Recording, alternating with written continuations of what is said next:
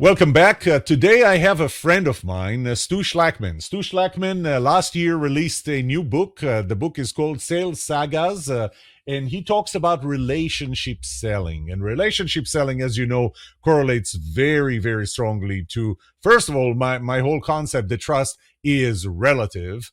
The whole trust premium framework, where you need to really connect with a very specific customer.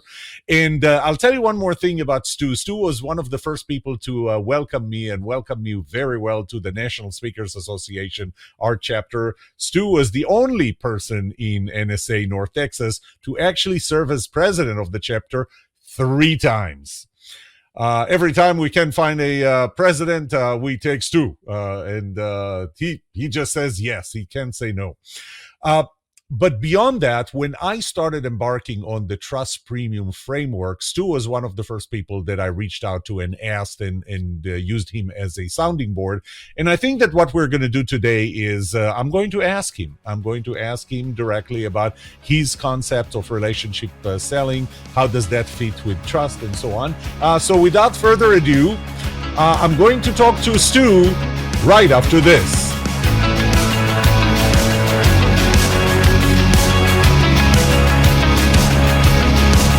Welcome to The Trust Show. I'm Yoram Solomon, your host, the author of the Book of Trust, and facilitator of the Trust Habits Workshop. My mission is simple. I want to help you form habits that build your trustworthiness, because the answer to this question will have the biggest impact on your personal and professional success or failure. Can I trust you?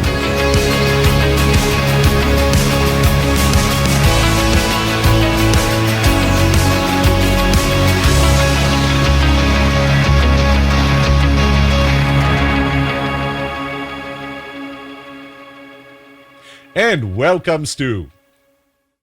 Thank you, Yoram. It's a pleasure to be with you, as always. As always. So I just promoted your book. I read it. One of the first things that attracted me to your book, I know you're going to think that I'm very, very shallow, is the font. You use the font that I love very much. I love using. But let's get serious. Your book actually has 3 parts. You talk about sales skill, you talk about relationship and connections, you talk about the pipeline and processes. You talk about 4 types of customers that a salesperson needs to realize that which one they're dealing with. And you even have an assessment that you use with your clients. And I think you used it with me some time ago. Yes. So yeah, we did.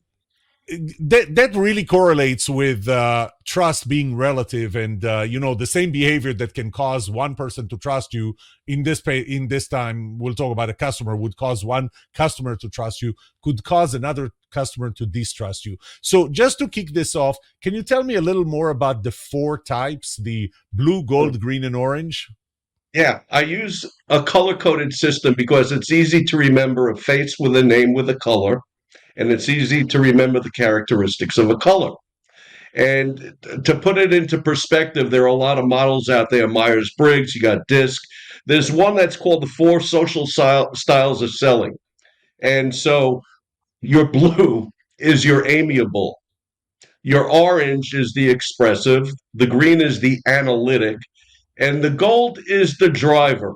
And my premise is this: it's not how you sell, it's how your customer buys. And if you miss the connection, they're not going to trust you. Therefore, they're not going to buy from you. And that's the critical thing, is to understand who you're with. And you could do that by asking a couple of key questions. And that's how I could identify somebody, by asking those questions. Can you share what are those questions? Sure. If I was to want to sell you something, let's say I was going to sell you a computer, which I used to sell, I would say, Yoram, when it comes to buying a complex computer like this, what's most important to you? And based on your answer, I could determine, there's a good chance, what style you are. For instance, if I asked you that and you said, well, the most important thing is that I have quality and I have capability, and the computer will never go down, because the most important thing is the security and safety of my people. If it's around people, it's a blue personality. If it's about great quality at a good cost and a strong return on investment, and the financials have to be right, and you got to be a world class company, you're probably gold. If it's I want a great deal and I want this to work so well that I get promoted and I beat the competition, I'm an orange.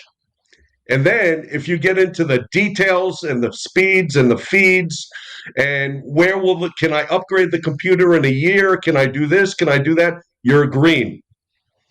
So depending on the answer, I could tell. See, the blues want safety, security, quality. It's around the people.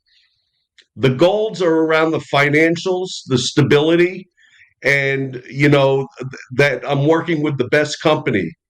The greens want the best solution. It's all about problem solving, analytical, and everything like that. And the oranges just want a great deal that's going to achieve what they want right away. And so, the oranges are into a good price and good service. Greens are into quality and capability, expertise. Golds are into that financial return and great quality.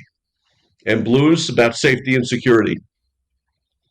The second question is, so when it comes to your existing system, what have been the top challenges that you've had?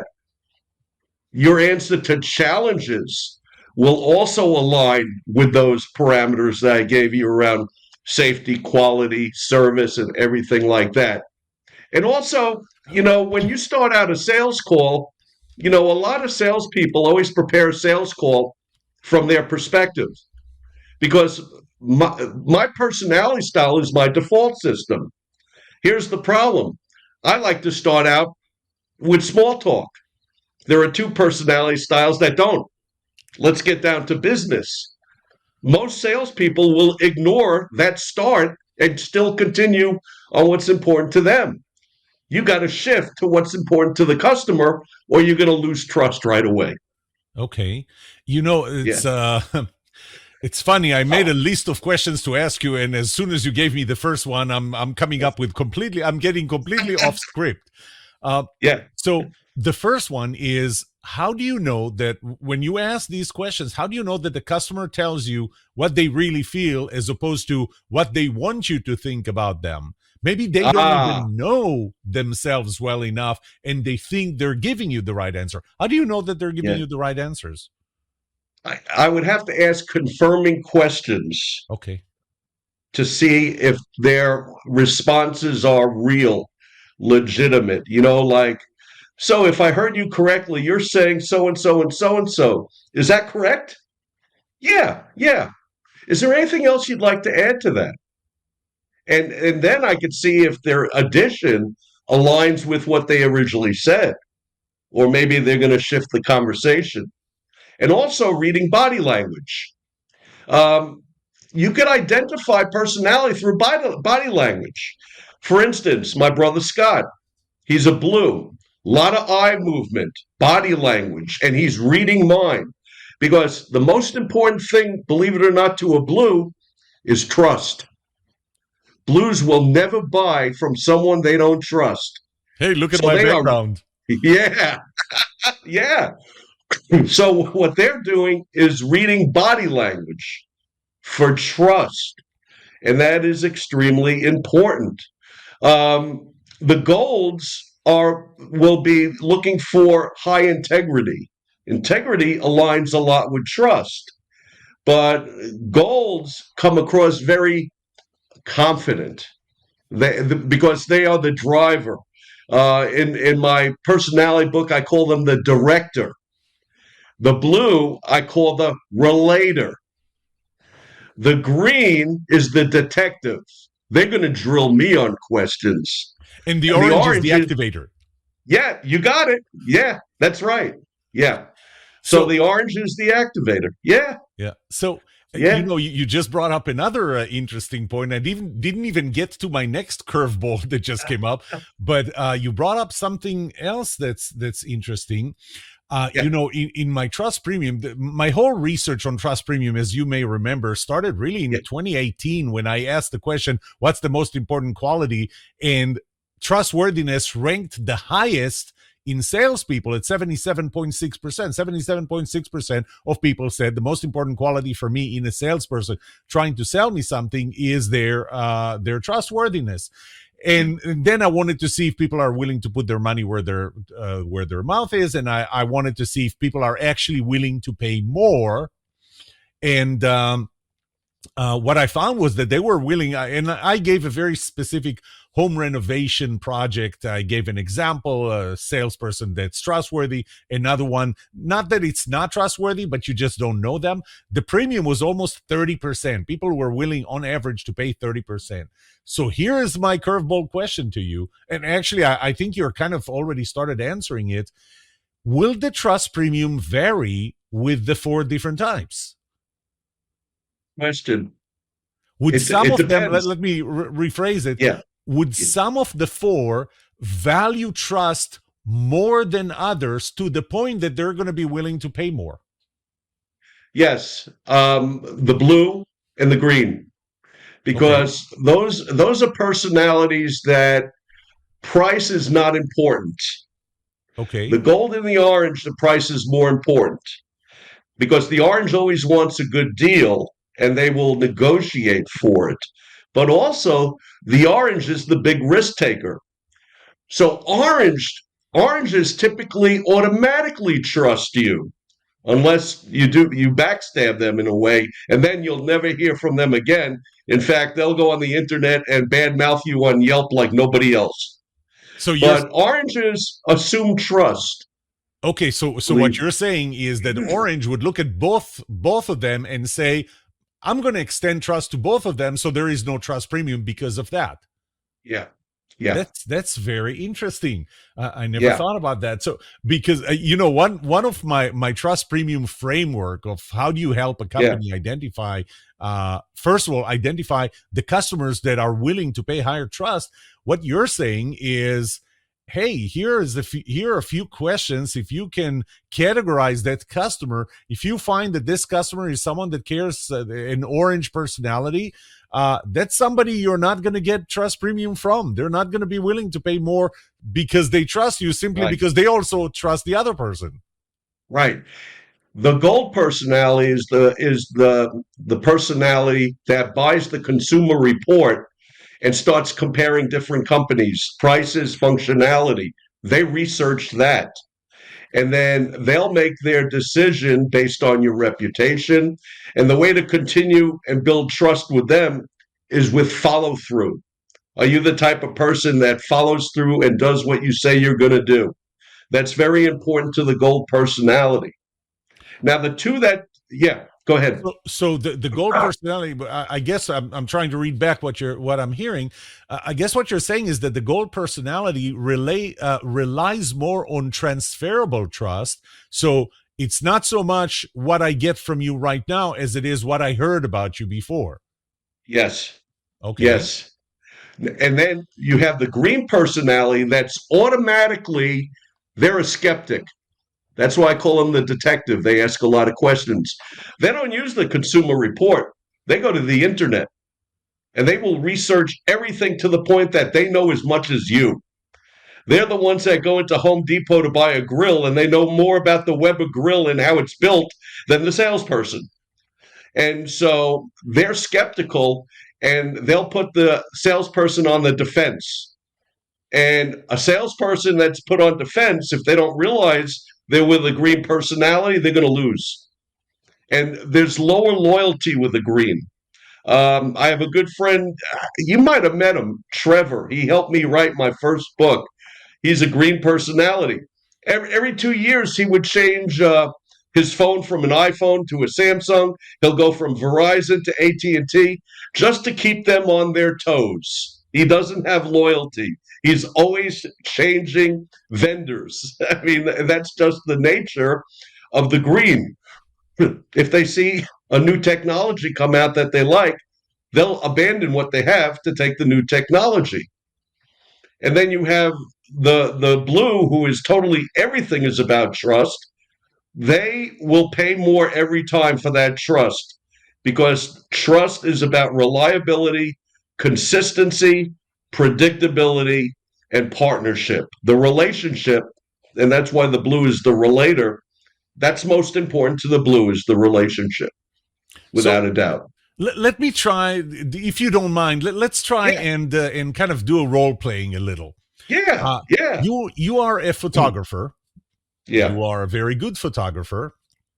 I am the customer, Hmm. and I need to hire a photographer to shoot. And by the way, one of the things in Trust Premium, my framework of Trust Premium, is this thing varies. The Trust Premium varies not only between or across industries, but even within industries. So if you think about the Trust Premium in a photo shoot photographer in the studio taking headshots, what's the worst that can happen if they do a bad job, versus hiring a wedding photographer where if Mm, they do a bad job, they're not going to be any pictures.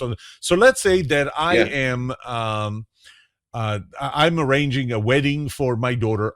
I'm not, hopefully not in the near future, but let's say that I do, and I need to hire a photographer. You are a very good photographer. How would that process go from the beginning? I called you. Um, Yeah.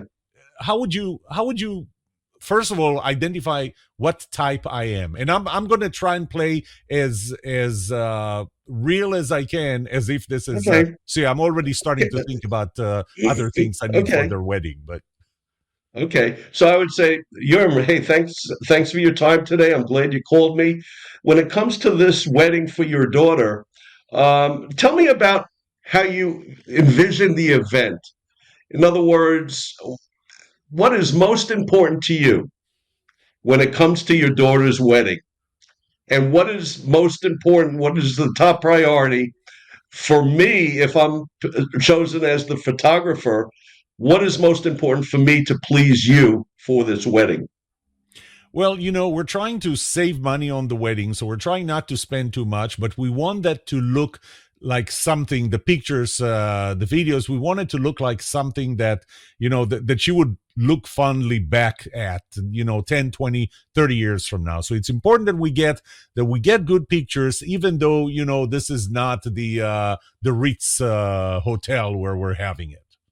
Okay, very good. So you're saying that a good price is very important to you.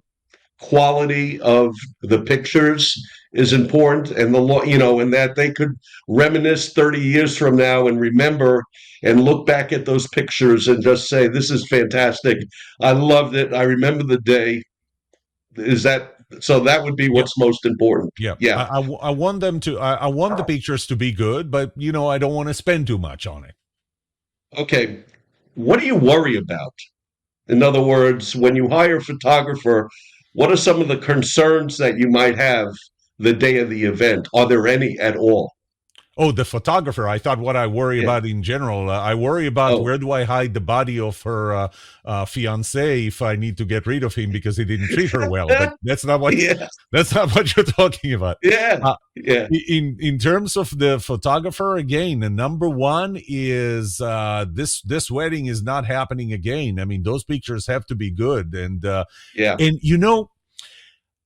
I'm an amateur photographer. I have a very entry level camera, and I found that the best pictures are not the pictures where you ask the subjects to stand next to each other, but the pictures that they don't know are being taken. So pictures Yes. like that, having a lot of pictures like Yeah. that would be important to me. That is great. And that's what I like to focus on the most, is those special moments where nobody's looking, where I could catch the bride and the groom's expression and they didn't even know that picture was taken. Okay. So right there so far, I know I got you down to either a gold or an orange, and because of that last comment about the pictures that they don't even know about, it's an orange. Okay. Orange is like the element of surprise, and they want that that fantastic shot that nobody else will get. And if it was a gold, it is about that event being perfect that day, structured, organized. In other words, I have an agenda. Right after the wedding, we're going to spend 22 minutes on pictures. After that, we're going to cut the cake. After the cake, we're going to have the first dance. That is a goal.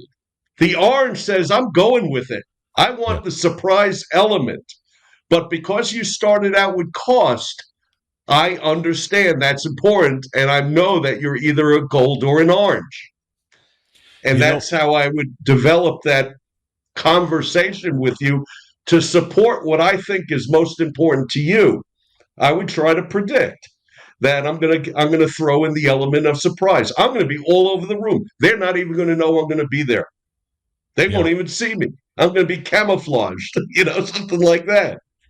Yeah, so let me ask you something. When you say this, first of all, I think you nailed me down pretty well in terms of orange. I looked at your definition from the book of orange: Yeah, energetic, persuasive, thrive on yeah, excitement and immediate benefits, yeah, competitive. Oh yes, I'm competitive. yes. Adaptable, excelling dynamic environments. I think that pretty much defines me well. I wish I was gold because I like gold more than orange, but it's orange. It's a color. Yeah. Um, but here's something interesting. I noticed that you were not just confirming what I was saying or my answers, you were building on them in terms of what you will do. Yeah. This is going to sound pretty aggressive. Were you lying to me, or are you pretending to be somebody you're not, or are you saying, well, this is how I'm going to behave with you, and it's still me? It's still me. It's still me. If I'm a really good professional photographer, I got all the capabilities you need. I'm going to highlight the ones that are most important to you. That's what a Okay. good salesperson will do. Is they will highlight to you what's most important to you. That's why I asked the question when it comes to buying a computer or hiring a photographer, what's most important to you? And Okay. that's what I'm going to play to. So it sounds like I'll have to tell you a story because reminds me of something. But it Yeah. sounds like what you're saying is the customer may be one of the four colors, but a good salesperson knows how to work well with every one of the four. Yes. Yes, exactly. Are there salespeople that can't? That if Yes. I'm going to start asking the questions, I'm not even getting to the first question from what I wrote Yeah. for this Yeah. episode, but this is very interesting. So, are there salespeople that are going to go through your questions and after a while realize, oh, I'm talking to a green or I'm talking to a blue or whichever color, and then go, this is not the perfect customer for me, or I'm not going to be the perfect, in this case, photographer for them, and Yeah. I shouldn't engage them, That's true. Well, a good, honest salesperson would say, I don't think I'm a good fit. and it can I would, happen. it could happen. Yeah. Okay. Yeah. The It's problem, the story. yeah. Yeah, go ahead. No, the problem with some salespeople is it's so that when I do my workshops, I talk about emotional intelligence, and I know you know a lot about that. There are three elements that we all have. We all have a personality style, we all have emotional intelligence, and we all have an IQ. I Okay, would argue IQ the is, last two. yeah. Here's what I believe: if you understand personality styles, you could drastically improve your emotional intelligence if you want to. There are some people that have low emotional intelligence. They're stubborn. They're set in their own ways. They only focus on themselves. And others are interested in building connection. And therefore, if we understand personality styles, we could improve our emotional intelligence by adjusting and adapting to the style of the other person. That's what we need to do, especially in the world of sales. If we Because like I can. said, it's not how I sell, it's how you buy. Yeah, but And I if need we to can, understand. because I Yeah. think we're both going to agree, it might not be an issue of emotional intelligence or IQ. Right. It just might be a matter of, and this goes back to one of my components of the trust model, the relative trust model, personality compatibility. I don't have Yeah. to be exactly the same as you, but I have to have some level of compatibility with you. And if I don't have it, um, at least have enough the integrity enough to say I'm not the right person for you. Right. Yeah. Does that And happen a I lot, used or have you seen I people that? yes, I used to coach a company that built pools, and one of their top salesperson was so busy because he was so good at what he did. He would give the final price, and then what he would do is say, "Here's the price. Right off the bat, I'm going to take $5,000 off of it because that's what I'm allowed to do as a representative of this company. So the bottom line price is $55,000." And they would take it every time because he was a person of high integrity and trust, had a great reputation. And sometimes if they said, "Well, no, that's still too high," and he goes, "Totally understand. If there's another company out there that you want to do business with, I support that. But give me a call if you change your mind."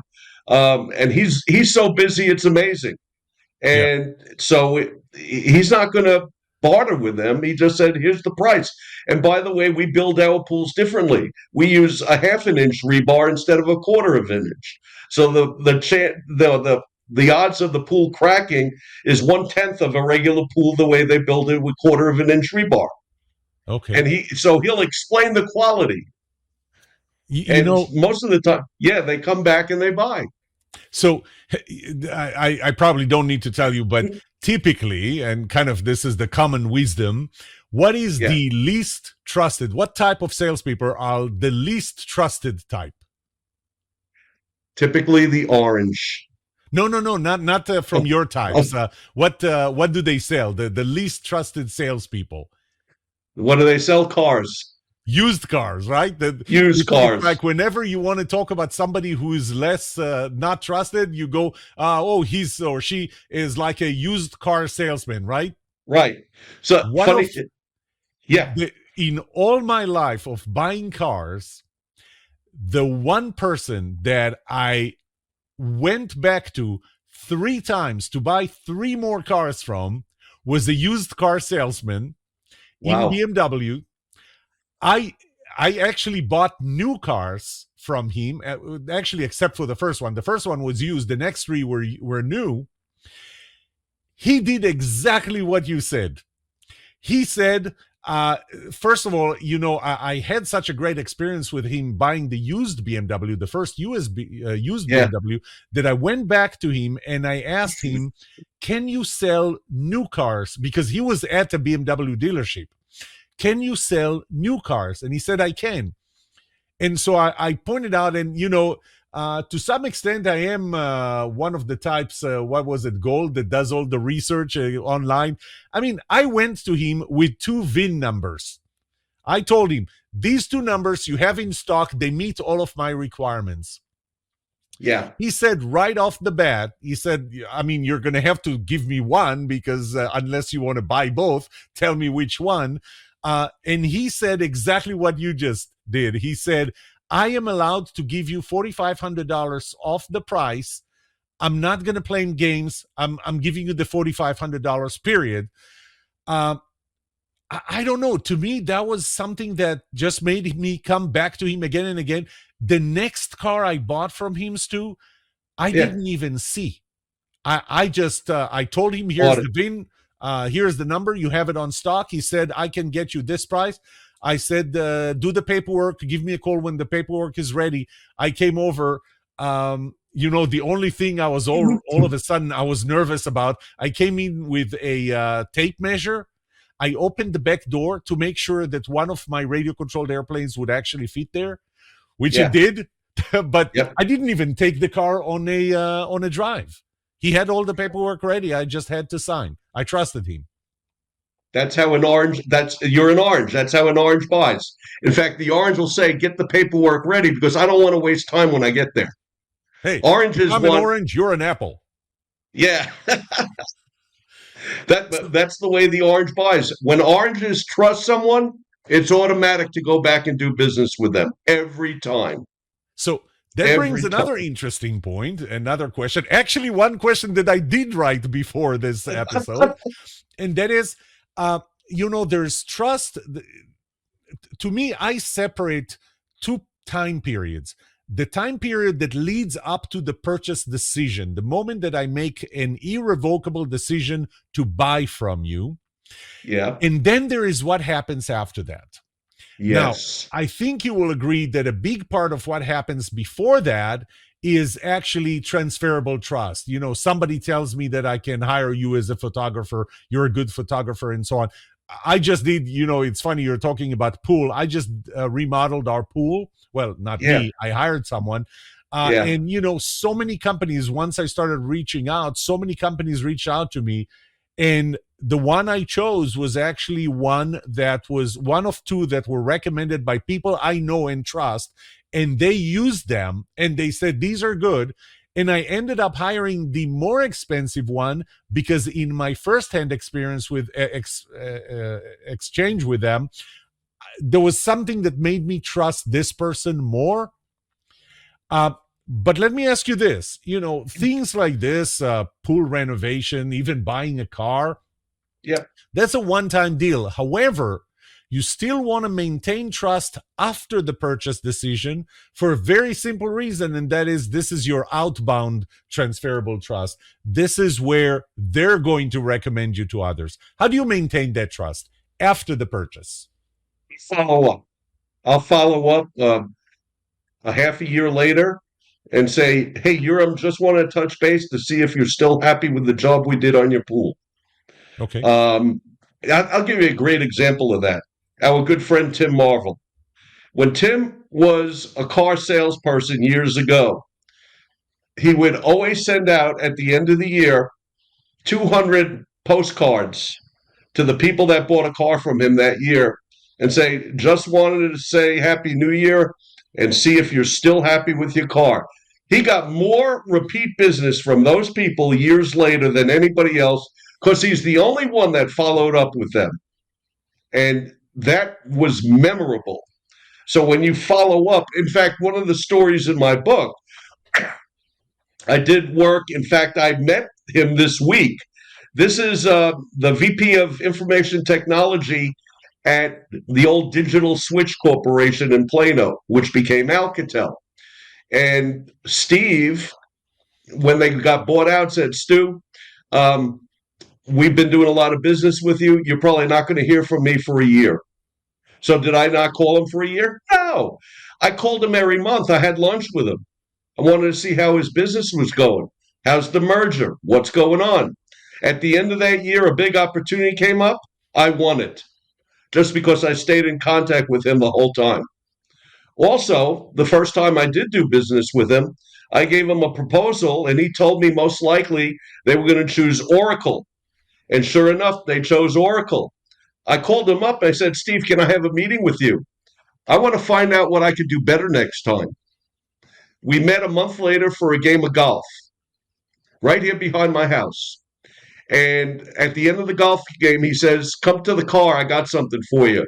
I said, what is it? He says, it's a proposal to build a contract administration system on the Oracle platform. And I said, great. So I'm assuming we're competing with Oracle. He said, no, I'm just giving it to you. I trust you enough now. And sure enough, that was a deal worth $170,000. I could probably say that now because that was 25 years ago. And to this day, I go to Rangers games with them. We're going to his house for the Cowboys game on November 24th. He's a good friend of mine. And we've built that relationship over 25 years. And So, that's how I do business. let me ask you this question. You brought something to my mind. Yeah. You Yeah. bought cars, right? I mean, you Yeah. drive a car, Yeah. you bought cars. Do you remember Yeah. the name of any salesperson that sold you a car? No. Douglas Robbins. Douglas Robbins, he likes to be called Douglas, not Doug, and Wow. Douglas with one S, not two. That was the name of that BMW salesperson. You just Wow. made me think about it. The last time I bought a BMW was 2013, because in 2015 I got my Jeep Wrangler, and ever since I just want the Jeep Wrangler. Nothing wrong with BMWs, love the BMWs, but I just remember his name. I'm connected with him on Facebook, and it's everything that you described. Let me Yeah. switch gears for a second and Yeah. ask you Yeah. something else. Yeah. Uh, let's talk about the front end. Let's talk about the funnel. We all talk about a funnel, but I can't tell you how many emails I get in a day that I erase immediately if my spam folder didn't already catch it. I Right. don't know that you knew that, but the Right. U.S. alone generates more than 8.6 billion spam emails per day. More than half of the phone calls that I get come with the caller ID that says Yeah. um, what it says, telemarketer or spam risk and so on. I don't even answer them. Back Yeah. in the 1990s, the success rate of a cold call was between 8 and 10%. Today, it's about 1%. How do you reach a customer you don't know? You need to be very specific. You need to open up. First of all, you're going to get voicemail 95% of the time. You have to open a call, and I actually help script some of these. I would say, "Hi, Euro. My name is Stu Schlackman. I'm with XYZ company, and if you're not familiar with us, we deliver so and so. Most of our customers, like ABC and CDS, um, have been using us for the last 20 years and have seen a rate of return of 33% because of this. I'm just reaching out to you today to see if you would be interesting to hear how we help them out.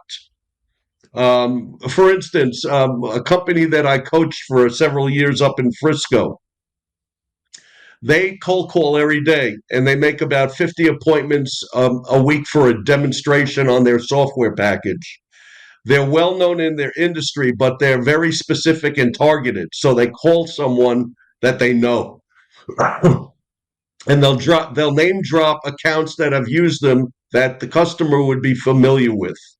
So it's very hard to do these days to just in a horizontal market and you're selling a widget to reach out to people. It's just not going to happen. You got to be very specific with a purpose for the call and a reason for them to return the call. I got to pique their interest. So I actually develop scripts on that, but it depends on the market and the industry and what we're trying to accomplish. Very hard to do. Most people, I reject, like you, hundreds a day of spam emails. I mean, you don't buy from people you don't know. Yeah. Why would I pick someone on LinkedIn to tell me they're going to triple my pipeline in a month and I got to pay them $3,000 up front? I mean, you're an author of many books. Think about all the publishers that reach out to you to give you a marketing package for $5,000 to triple the amount of books you're going to sell. I don't trust them as far as I can throw them because I did it once before and nothing happened. I wasted all that money. So, you know, you don't, the trust is very low today in a cold calling market because people are more knowledgeable than ever before. Even though, like you, my wife went out to Echo Park in Plano and bought a car. She was so happy. I went there a week later and bought a car without even thinking about it from the same person.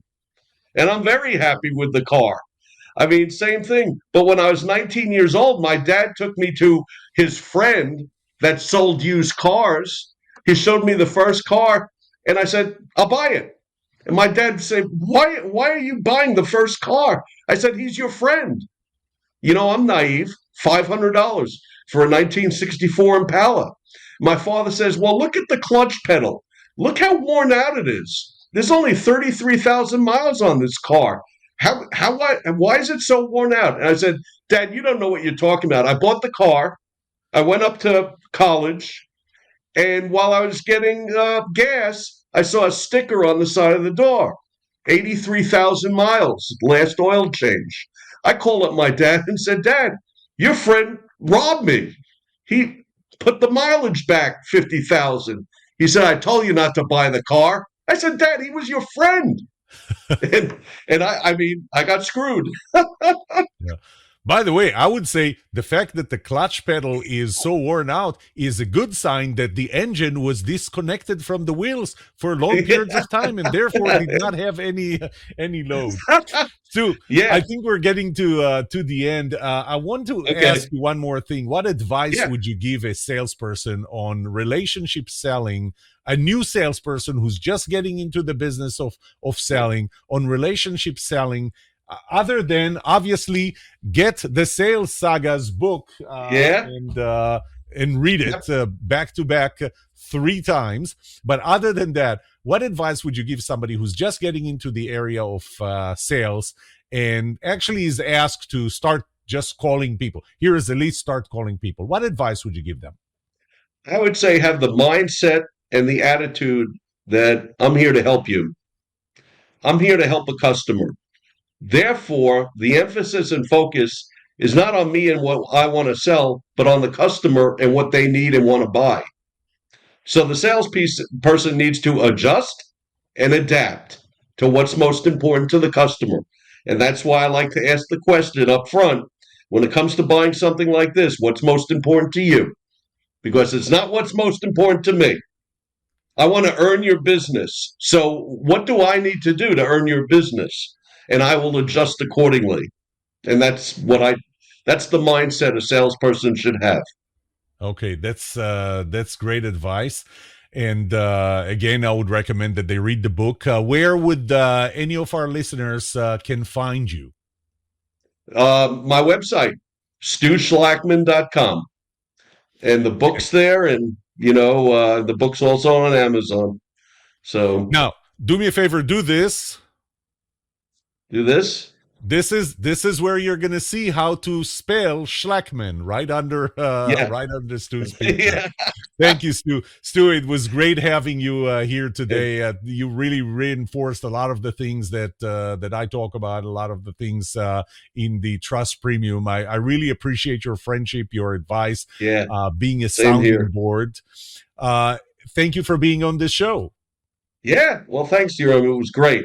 Always great being with you, my friend. Thank you. And for you, the viewers and the listeners, as you can see, there is a premium on being trustworthy. There is a process. Trust is relative.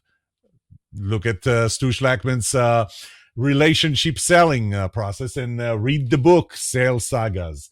Thank you for being here with us today. May trust be with you. This was The Trust Show.